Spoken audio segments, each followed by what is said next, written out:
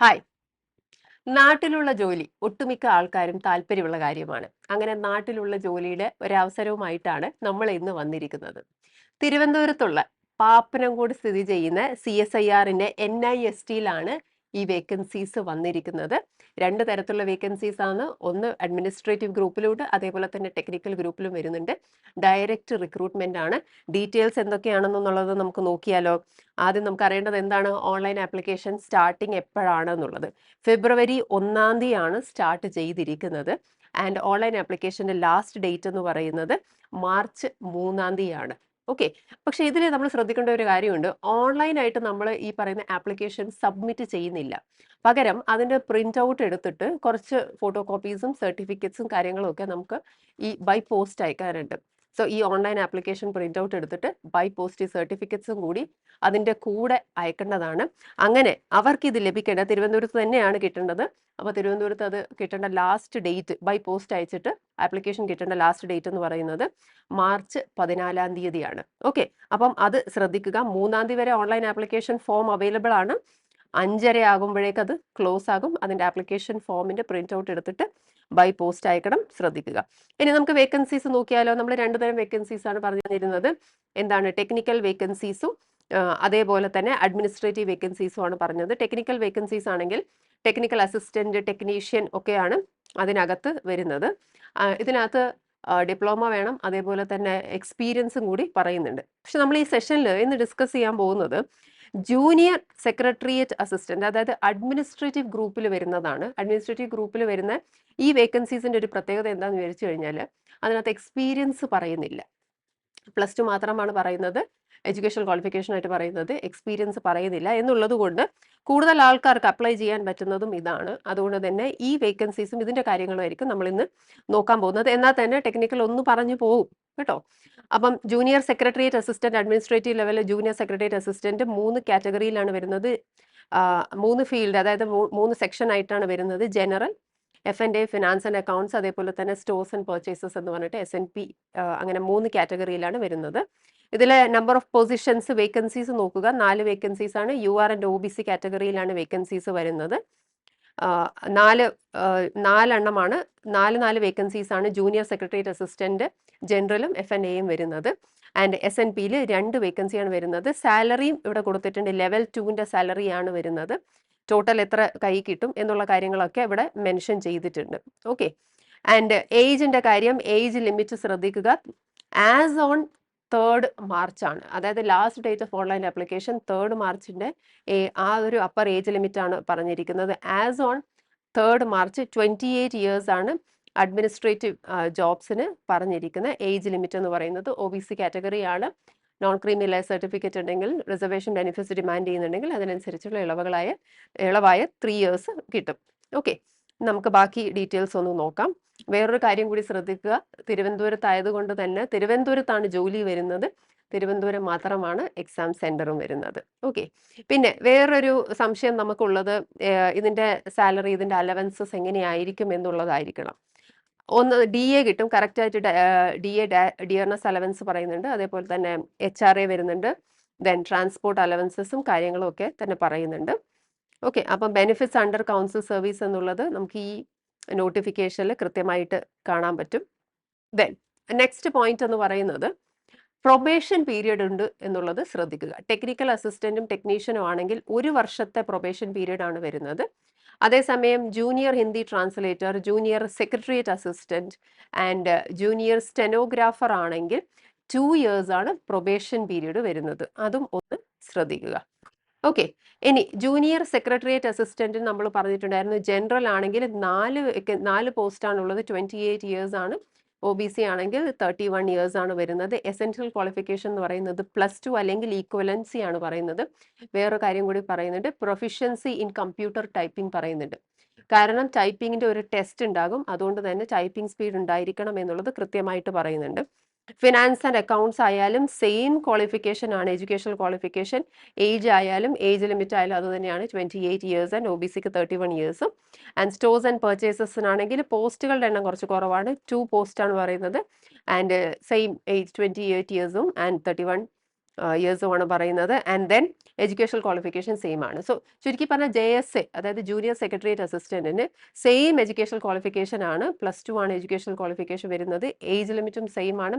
As on March 3rd 28 years ആണ് പറയുന്നത്. ശ്രദ്ധിക്കുക. ഓക്കെ, ഇനി എക്സാം എങ്ങനെയായിരിക്കും? JSAയുടെ എക്സാംസിന്റെ സ്റ്റേജസ് ഓഫ് എക്സാം എങ്ങനെയാണ്? 2 എക്സാം ആണ് ഉള്ളത്. ഒന്ന് റിട്ടൺ ടെസ്റ്റും രണ്ടാമത്തത് ടൈപ്പിംഗുമാണ് വരുന്നത്. Proficiency test in computer typing. Written test തന്നെ 2 പേപ്പർ ഉണ്ട്. പേപ്പർ 1ഉം പേപ്പർ 2ഉം. പേപ്പർ 1 90 മിനിറ്റ്സിനാണ് വരുന്നത്. ഒരേ ഒരു സബ്ജക്റ്റ് ചോദിക്കുന്നുള്ളൂ. ഏതാണ്? Mental ability test. Mental ability ടെസ്റ്റിന് 100 ചോദ്യങ്ങളാണ് വരുന്നത്. 200 മാർക്സ് ആണ്. അതായത് ഒരു ചോദ്യത്തിന് 2 മാർക്കാണ് വരുന്നത്. And no negative marks. So mental എബിലിറ്റിക്ക് നെഗറ്റീവ് മാർക്സ് ഇല്ല. മെന്റൽ എബിലിറ്റി എന്ന് പറയുമ്പോൾ അതിനകത്ത് മാത്സ് വരുന്നുണ്ട്, ക്വാണ്ടിറ്റേറ്റീവ് ആപ്റ്റിറ്റ്യൂഡിന് ജനറൽ ഇന്റലിജൻസ് ഉണ്ട്, റീസണിങ് വരുന്നുണ്ട്, പ്രോബ്ലം സോൾവിങ് വരുന്നുണ്ട്, സിറ്റുവേഷണൽ ജഡ്ജ്മെന്റ് എന്ന് പറയുന്ന ഒരു കേസും വരുന്നുണ്ട് എന്ന് താഴെ അതിന്റെ നോട്ടിഫിക്കേഷനിൽ തന്നെ കൊടുത്തിട്ടുണ്ട്. അത് ഒന്ന് ശ്രദ്ധിക്കുക. സോ പേപ്പർ 1 കഴിഞ്ഞതിന് ശേഷമാണ് പേപ്പർ 2 വരുന്നത്. പേപ്പർ 2 1 മണിക്കൂറാണ് എക്സാം വരുന്നത്. ജനറൽ അവയർനെസ്സും ഇംഗ്ലീഷ് ലാംഗ്വേജും ആണ് ഇവിടെ ചോദിക്കുന്ന കാര്യങ്ങൾ. സോ ജനറൽ അവയർനെസ്സിന് 50 ക്വസ്റ്റ്യൻസ് ആണ് വരുന്നത്. ആൻഡ് മാക്സിമം മാർക്സ് വരുന്നത് 150 ആണ്. അതായത് ഒരു ചോദ്യത്തിന് 150 മാർക്കാണ്. ആൻഡ് നെഗറ്റീവ് മാർക്സ് ഉണ്ട്. അതേസമയം പേപ്പർ 1 നെഗറ്റീവ് മാർക്സ് ഇല്ല. പേപ്പർ 2 നെഗറ്റീവ് മാർക്ക് ഉണ്ട്. ഒന്നാണ് നെഗറ്റീവ് മാർക്ക് വരുന്നത്. That is 1/3. And English language ആയാലും 50 ചോദ്യങ്ങളും 150 മാർക്കാണ്. വീണ്ടും നെഗറ്റീവ് മാർക്ക് 1 ആണ്. വേറൊരു കാര്യം ശ്രദ്ധിക്കുക, പേപ്പർ ഇംഗ്ലീഷ് ഓർ ഹിന്ദിയിലേ ഉണ്ടാവുന്നുള്ളൂ. അപ്പോൾ നമുക്ക് എഴുതാൻ പറ്റുന്ന ഇതാണ്, ഇംഗ്ലീഷിലാണ് എഴുതാൻ പറ്റുന്നത് അല്ലേ? അപ്പോൾ അത് ഒന്ന് ശ്രദ്ധിച്ചേക്കണം. പിന്നെ പേപ്പർ 2 ഇവാലുവേറ്റ് ചെയ്യുന്നത് എപ്പോഴാണെന്ന് ചോദിച്ചാൽ, പേപ്പർ 1 ക്ലിയർ ചെയ്തെങ്കിൽ, പേപ്പർ 1ന്റെ ഒരു ത്രഷോൾഡ് കട്ട് ഓഫ് ഉണ്ട്. ആ കട്ട് ഓഫ് അവർ തീരുമാനിക്കാം, സെലക്ഷൻ കമ്മിറ്റി തീരുമാനിക്കും. ആ കട്ട് ഓഫ് ക്ലിയർ ചെയ്തെങ്കിൽ മാത്രമേ പേപ്പർ 2 ഇവാലുവേറ്റ് ചെയ്യുള്ളൂ. ആൻഡ് പേപ്പർ 2ന്റെ ബേസിസിലാണ് മെറിറ്റ് ലിസ്റ്റ്, അതായത് ഫൈനൽ മെറിറ്റ് ലിസ്റ്റ് പ്രിപ്പയർ ചെയ്യുന്നത് പേപ്പർ 2ന്റെ അടിസ്ഥാനത്തിലാണ്. അത് ശ്രദ്ധിക്കുക. അതേപോലെ തന്നെ സ്റ്റാൻഡേർഡ് ഓഫ് ക്വസ്റ്റ്യൻ പേപ്പർ പറയുന്നുണ്ട്. 12th ലെവലിന്റെ ഒരു സ്റ്റാൻഡേർഡിലായിരിക്കും ക്വസ്റ്റ്യൻ പേപ്പർ വരുന്നത്. ഓക്കെ, സോ നമ്മൾ റിട്ടേൺ എക്സാമിന്റെ കാര്യങ്ങളെല്ലാം കഴിഞ്ഞു. ഇനി നമുക്ക് എന്താ ഉള്ളത്? കമ്പ്യൂട്ടർ ടൈപ്പിംഗ് ടെസ്റ്റ് ആണ് വരുന്നത്. അപ്പം ടൈപ്പിംഗ് ടെസ്റ്റിൽ ഏതെങ്കിലും ഒന്ന്, ഇംഗ്ലീഷ് ഓർ ഹിന്ദി ചൂസ് ചെയ്യാവുന്നതാണ്. ഇംഗ്ലീഷ് ആണെങ്കിൽ 35 വേർഡ്സ് പെർ മിനിറ്റ് ആണ് ടൈപ്പിംഗ് സ്പീഡ് പറയുന്നത്. 10 മിനിറ്റ് ഡ്യൂറേഷനുള്ള ഒരു എക്സാം ആയിരിക്കും. അപ്പം അതും ഒന്ന് ശ്രദ്ധിക്കുക. അതേപോലെ തന്നെ എങ്ങനെയാണ് അത് ഇവാലുവേറ്റ് ചെയ്യുന്നത് എന്നുള്ള കാര്യങ്ങളും ഇതിനകത്ത് കൃത്യമായിട്ട് മെൻഷൻ ചെയ്തിട്ടുണ്ട്. എത്രയാണ് മിസ്റ്റേക്സ് പോസിബിൾ ആകുന്നത്, എത്ര മിസ്റ്റേക്സ് വരെ കമ്മിറ്റ് ചെയ്യാം? 5% ആണ്. URനും OBCക്കും SC കാറ്റഗറിക്കും ഒക്കെ ഇത്ര 5% എന്നാണ് പറഞ്ഞിരിക്കുന്നത്. ST ആണെങ്കിൽ അപ് ടു 7% വരെ പോസിബിൾ ആണ്. HHESM എക്സ് സർവീസ്മെൻ ഒക്കെ ആണെങ്കിൽ 7% വരെ പോസിബിൾ ആണെന്ന് പറയുന്നുണ്ട്. എങ്ങനെയാണ് അത് ഇവാലുവേറ്റ് ചെയ്യുന്നതെന്നുള്ളതും കൃത്യമായിട്ട് മെൻഷൻ ചെയ്തിട്ടുണ്ട്. അപ്പം ഇതാണ് JSAക്ക് വരുന്നത്. അതായത് നമ്മളൊരു ഏത് സാധാരണ കോമൺ എക്സാമിന് പഠിക്കുന്നത് പോലെ പഠിച്ചു കഴിഞ്ഞാൽ നമുക്ക് പറ്റുന്ന ഒരു എക്സാമാണ്, എഴുതാൻ പറ്റുന്ന ഒരു എക്സാമാണ് JSA എന്ന് പറയുന്നത്. പിന്നെ ഒന്നും കൂടി ഒന്ന് നോക്കാം. ഏതാണ്? Junior stenographer. ജൂനിയർ സ്റ്റെനോഗ്രാഫിൽ ഒരു പോസ്റ്റാണ്. ഏജ് ഇത്തിരി വ്യത്യാസമുണ്ട്. 27 ഇയേഴ്സ് ആണ് ഏജ് പറയുന്നത്. As on 3rd March 2025. അതേപോലെ എഡ്യൂക്കേഷൻ ക്വാളിഫിക്കേഷൻ സെയിം ആണ്, 10+2 ആണ്. പക്ഷെ ഇവിടെ ഒരു കാര്യമുണ്ട്, പ്രൊഫഷൻസി സ്റ്റെനോഗ്രാഫി വേണം. കാരണം സ്റ്റെനോഗ്രാഫിയുടെ ഒരു ടെസ്റ്റ് നടക്കും. അപ്പോൾ അത് ശ്രദ്ധിക്കുക. സ്റ്റെനോഗ്രാഫി പഠിച്ചവർ മാത്രം ഇത് അപ്ലൈ ചെയ്യുന്നതായിരിക്കും നല്ലത്. അപ്പം ഇതിനകത്തായാലും ഒരു റിട്ടൺ ടെസ്റ്റ് ഉണ്ട്. റിട്ടൺ ടെസ്റ്റ് കഴിഞ്ഞതിന് ശേഷം പ്രൊഫിഷ്യൻസി ടെസ്റ്റ് ഇൻ സ്റ്റെനോഗ്രഫി പറയുന്നുണ്ട്. And final merit list will be prepared on the basis of the competitive written test. Written test എന്ന് പറയുന്നത് ഒരു എക്സാം, ഒരു പേപ്പർ മാത്രമേ ഉള്ളൂ. ആ പേപ്പറിൽ എന്താണ് ചോദിക്കുന്നത്? General intelligence and reasoning, general awareness and English language and comprehension ആണ്. അതിൽ ഇംഗ്ലീഷ് ലാംഗ്വേജ് ആൻഡ് കോംപ്രിഹെൻഷനിൽ 100 ചോദ്യങ്ങളാണ് വരുന്നത്. General intelligence and reasoning 50 questions, അതേപോലെ ജനറൽ അവയർനെസ്സും 50 ക്വസ്റ്റ്യൻസ് ആണ്. ഓരോ ചോദ്യത്തിനും ഓരോരോ മാർക്ക് വീതമാണ്. സോ മാക്സിമം മാർക്സ് എത്രയാ വരുന്നത്? ഔട്ട് ഓഫ് 200, 200ലാണ് വരുന്നത്. ആൻഡ് 1/4 ആണ് ഡിഡക്ഷൻ വരുന്നത്. അതായത് 0.25 ആണ് നെഗറ്റീവ് മാർക്സ്. സോ അതായത് സ്റ്റെനോഗ്രാഫർ എക്സാം ആണെങ്കിൽ നെഗറ്റീവ് മാർക്സ് ഉണ്ട്. JSA ആണെങ്കിൽ മെന്റൽ എബിലിറ്റിക്ക് നെഗറ്റീവ് മാർക്സ് ഇല്ല. ആ ഒരു വ്യത്യാസം ഓർത്ത് വെക്കുക. അതേപോലെ തന്നെ ഡ്യൂറേഷനും കൂടി ശ്രദ്ധിക്കുക. 2 മണിക്കൂറാണ് ഈ എക്സാമിന്റെ ഡ്യൂറേഷൻ. 200 ചോദ്യങ്ങൾക്ക് 2 മണിക്കൂറാണ് ഡ്യൂറേഷൻ വരുന്നത്. ഈ എക്സാം കഴിഞ്ഞതിന് ശേഷമാണ് സ്റ്റെനോഗ്രാഫിയുടെ ടെസ്റ്റ് വരുന്നത്. സ്റ്റെനോഗ്രാഫിക്ക് ഡിക്റ്റേഷൻ ടെസ്റ്റ് ഉണ്ട്. അതേപോലെ തന്നെ ട്രാൻസ്ക്രിപ്ഷൻ ടൈപ്പ് ഡിക്റ്റേഷൻ ടെസ്റ്റും ട്രാൻസ്ക്രിപ്ഷൻ്റെ ഒരു ടെസ്റ്റും കൂടി പറയുന്നുണ്ട്. അപ്പോൾ സ്റ്റെനോഗ്രാഫി പഠിച്ചവരാണെങ്കിൽ നിങ്ങൾക്കിത് അപ്ലൈ ചെയ്യാവുന്നതാണ്, ഇത് എഴുതാവുന്നതും കൂടിയാണ്. അപ്പോൾ ആ ഡീറ്റെയിൽസും കൂടി ഒന്ന് നോക്കി വെക്കുക. ഓക്കെ. പിന്നെ ആപ്ലിക്കേഷൻ ഫീ ഉണ്ട്. അപ്ലൈ ചെയ്യുന്ന സമയത്ത് ഒരു ആപ്ലിക്കേഷൻ ഫീ ഉണ്ട് എന്നുള്ള കാര്യം ശ്രദ്ധിക്കുക. അതിൽ അൺറിസർവ്ഡ് കാറ്റഗറി ആണ്, OBC ആണ്, EWS ആണെങ്കിൽ ആപ്ലിക്കേഷൻ ഫീ എന്ന് പറയുന്നത് 500 രൂപയാണ്. അതേസമയം വിമൻ ആണ്, സ്ത്രീകൾക്കാണെങ്കിൽ നമുക്ക് എന്താണ് ആപ്ലിക്കേഷൻ ഫീ ഇല്ല, നെല്ലാണ്, അത് ശ്രദ്ധിക്കുക. SC ST PWBD ex servicemen ഇവർക്കൊന്നും തന്നെ ആപ്ലിക്കേഷൻ ഫീ വരുന്നില്ല. ഇനി റെഗുലർ എംപ്ലോയീസ് ഓഫ് CSIR ആണെങ്കിലും ആപ്ലിക്കേഷൻ ഫീ ഇല്ല എന്നുള്ള കാര്യം കൂടി ശ്രദ്ധിക്കുക. ഓക്കെ. ഹൗ ടു അപ്ലൈ, എങ്ങനെ നമുക്ക് അപ്ലൈ ചെയ്യാം എന്നുള്ളത് നോക്കാം. ഓൺലൈൻ ആണ് അപ്ലൈ ചെയ്യേണ്ടത്. CSIR NISTയുടെ വെബ്സൈറ്റ് ഉണ്ട്, www.nist.res.in. ഈ വെബ്സൈറ്റിലാണ് നമുക്ക് അപ്ലൈ ചെയ്യാൻ പറ്റുന്നത്. ആൻഡ് വേറൊരു കാര്യം ശ്രദ്ധിക്കുക, the duly signed print out of the computer generated application form along with certificates should be send in N envelope. അതായത് ഈ പറയുന്ന പ്രിന്റ് ഔട്ട് എടുത്തിട്ട്, ആപ്ലിക്കേഷൻ ഫോമിന്റെ പ്രിന്റ് ഔട്ട് എടുത്തിട്ട് ഒരു എൻവലപ്പിലാക്കിയിട്ട് നമ്മൾ അതിന്റെ മുകളിൽ എഴുതണം application for the post of.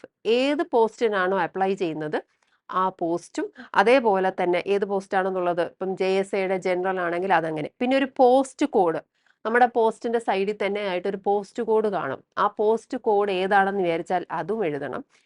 അത് എഴുതിയതിന് ശേഷം നമ്മൾ ബൈ പോസ്റ്റ് ആർക്കാണ് അയക്കേണ്ടത് എന്നുള്ളതും കൂടി കൊടുത്തിട്ടുണ്ട്. The controller of administration CSIR NIST industrial estate PO Thiruvananthapuram 695019 Kerala. ഇങ്ങനെ തന്നെ അയച്ചിരിക്കണം.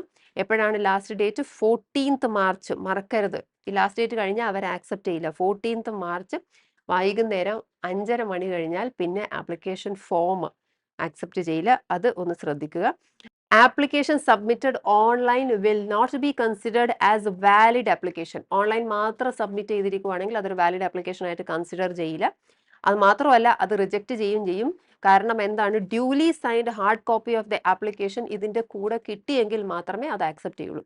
സോ ഓൺലൈൻ അപ്ലൈ ചെയ്താൽ മാത്രം പോരാ, ഇതെന്താ ചെയ്യേണ്ടത്? ഇതിന്റെ ഹാർഡ് കോപ്പി തീർച്ചയായിട്ടും അയച്ചിരിക്കണം. അത് മറന്നു പോകരുത്. കാരണം നമ്മളിപ്പം ഹാർഡ് കോപ്പി അയക്കുന്ന ഒരു ശീലം നമുക്കില്ല.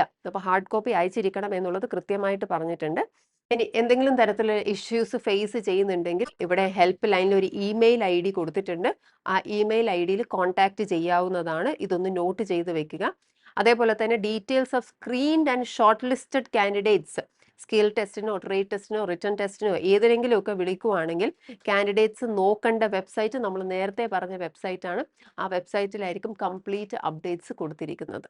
ഇനി മറ്റൊരു കാര്യം നിങ്ങൾ ശ്രദ്ധിക്കുക, എന്തൊക്കെ കാര്യങ്ങളാണ് ഹാർഡ് കോപ്പി ആപ്ലിക്കേഷന്റെ കൂടെ കൊടുക്കേണ്ടത്, സബ്മിറ്റ് ചെയ്യേണ്ടതെന്നുള്ളത് ശ്രദ്ധിക്കുക. Proof of remittance of application fee of ₹500. So application fee applicable ആണെങ്കിൽ അതിൻ്റെ ഒരു പ്രൂഫ് ഓഫ് റെമിറ്റൻസ് കൊടുക്കണം. അതേപോലെ തന്നെ coloured recent passport size photograph pasted on the application ആണ് and signed across in full. So application ഫോമിൽ ഫോട്ടോ പേസ്റ്റ് ചെയ്തിരിക്കണം, അതിൻ്റെ അക്രോസ് നമ്മൾ ഫുള്ളായിട്ട് സൈൻ ചെയ്തിരിക്കണം എന്ന് പറയുന്നുണ്ട്. ഇനി പ്രിന്റ് ഔട്ടിൽ തന്നെ ഒരു ക്ലിയർ ഫോട്ടോഗ്രാഫ് ഉണ്ടെങ്കിൽ അതിൻ്റെ അക്രോസ് സൈൻ ചെയ്താലും മതി എന്ന് കൃത്യമായിട്ട് പറയുന്നുണ്ട്. പുതിയൊരു ഫോട്ടോഗ്രാഫ് അവിടെ പേസ്റ്റ് ചെയ്യേണ്ട ആവശ്യമില്ല എന്ന് പറയുന്നുണ്ട്. Only if the print out has clear photograph clear ആണെങ്കിൽ മാത്രം പുതിയൊരു ഫോട്ടോഗ്രാഫ് പേസ്റ്റ് ചെയ്യേണ്ടതെന്ന് പറയുന്നുണ്ട്. ഓക്കെ, അതൊന്നും കൂടി ഒന്ന് വായിച്ച് നോക്കിയേക്കണം കേട്ടോ, ഡൗട്ട് എന്തെങ്കിലും ഉണ്ടെങ്കിൽ. Then self attested photocopy of certificate in proof of age. അതേപോലെ തന്നെ കുറെ സെൽഫ് അറ്റസ്റ്റഡ് ഫോട്ടോ കോപ്പീസ് പറയുന്നുണ്ട്. മാർക്ക് ലിസ്റ്റിന്റെ, എഡ്യൂക്കേഷണൽ ക്വാളിഫിക്കേഷന്റെ, starting from 10th standard. So matriculation മുതലുള്ളത് നമ്മൾ കൊടുത്തിരിക്കണം, സെൽഫ് അറ്റസ്റ്റഡ് ആയിരിക്കണം. അതേപോലെ തന്നെ കാസ്റ്റോ കാറ്റഗറി സർട്ടിഫിക്കറ്റോ അങ്ങനെ എന്തെങ്കിലും റിസർവേഷൻ ഡിമാൻഡ് ചെയ്യുന്നുണ്ടെങ്കിൽ അതിനനുസരിച്ചുള്ള സർട്ടിഫിക്കറ്റും EWS സർട്ടിഫിക്കറ്റും PWBD സർട്ടിഫിക്കറ്റും എല്ലാം ഇപ്പോഴേ തന്നെ അപ്ലോഡ് ചെയ്തിരിക്കണം. അതേപോലെ തന്നെ എക്സ് സർവീസ്മെൻ്റെ ആണെങ്കിൽ അതിനനുസരിച്ചുള്ള സർട്ടിഫിക്കറ്റ്, ഇനി നോ ഒബ്ജക്ഷൻ സർട്ടിഫിക്കറ്റ്, വിജിലൻസ് ക്ലിയറൻസോ അങ്ങനെ എന്തെങ്കിലും ആപ്ലിക്കബിൾ ആണെങ്കിൽ അത് കൊടുത്തിരിക്കണം. ആൻഡ് എക്സ്പീരിയൻസ് സർട്ടിഫിക്കറ്റ്, നമ്മൾ നേരത്തെ പറഞ്ഞു ടെക്നീഷ്യൻ പോസ്റ്റുകളൊക്കെ ആണെങ്കിൽ എക്സ്പീരിയൻസ് സർട്ടിഫിക്കറ്റ് ഡിമാൻഡ് ചെയ്യുന്നുണ്ട്. സോ അങ്ങനെയാണെങ്കിൽ എക്സ്പീരിയൻസ് സർട്ടിഫിക്കറ്റും കൂടി ആ പറയുന്ന പോസ്റ്റുകൾക്ക് ആവശ്യമാണ്, കമ്പൽസറി ആണ്. അപ്പം അതും അപ്ലോഡ് ചെയ്തിരിക്കണം. ഇനി ബാക്കി എന്തെങ്കിലുമൊക്കെ ഡോക്യുമെന്റ് അവർ സബ്മിറ്റ് ചെയ്യാൻ പറഞ്ഞിട്ടുണ്ട് പെർട്ടിക്കുലർ പോസ്റ്റിനെങ്കിൽ അങ്ങനെയുള്ള കാര്യങ്ങളും കൂടി അപ്ലോഡ് ചെയ്തിരിക്കണം. ഓക്കെ, അപ്പോൾ ഇത്രയും കാര്യങ്ങൾ ഒന്ന് ശ്രദ്ധിക്കുക. ലാസ്റ്റ് ഡേറ്റ് മറക്കാതിരിക്കുക. ലാസ്റ്റ് ഡേറ്റ് ഓൺലൈൻ ആപ്ലിക്കേഷൻ്റെ മാത്രമാണ്. ഹാർഡ് കോപ്പിയുടെ കാര്യങ്ങളും കൂടി ശ്രദ്ധിക്കുക. ഹാർഡ് കോപ്പി അയക്കുന്നതിന് മുമ്പായിട്ട് എല്ലാ ഡോക്യുമെന്റ്സും നിങ്ങൾ ഫോർവേഡ് ചെയ്തിട്ടുണ്ടോ എന്നുള്ളതും നോക്കുക. പ്ലസ് എൻവലപ്പിന്റെ മുകളിൽ എഴുതാനുള്ള കാര്യങ്ങളും കൂടി നോക്കുക. ഇത്രയും കാര്യങ്ങൾ ചെയ്തു കഴിഞ്ഞാൽ നാട്ടിലുള്ള ഒരു ജോലി എന്ന് പറയുന്ന കാര്യം നമുക്ക് പ്രാക്ടിക്കൽ ആക്കാൻ പറ്റുന്ന കാര്യമാണ്.